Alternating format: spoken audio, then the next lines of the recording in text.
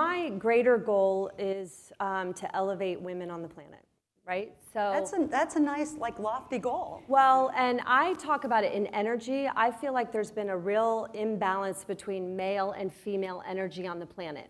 And I like to say energy because I don't feel like it's just specifically gender. Right. I think that the feminine has been squashed, and everybody, whether you're a man or a woman, we have feminine and masculine in us.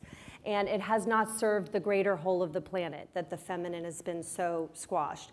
So I see it as investing in sort of half of the human race and their potential, and the feminine that is important, that creates the balance that I'm referring to. So how do I do that? I look at, I want to be able to elevate women and make an impact through product, which is clearly the Spanx bucket of my life.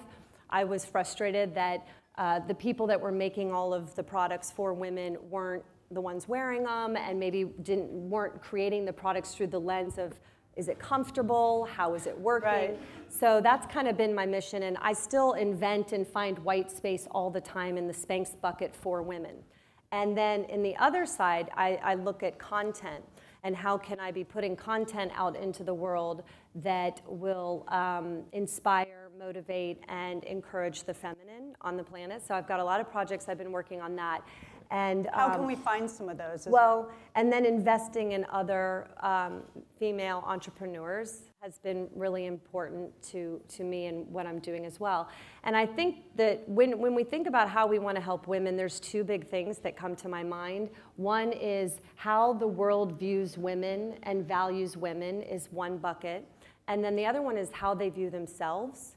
And that's a really big bucket. Like, getting women to value themselves, to have the confidence to believe in themselves and fulfill their own dreams.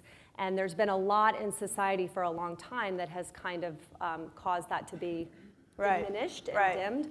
So that's just a little bit of the higher level of what is important to me. And I always say God had a sense of humor that I ended up starting by helping women's butts, because I didn't see that one coming. I've kind of wanted to. It was a good place to start, obviously.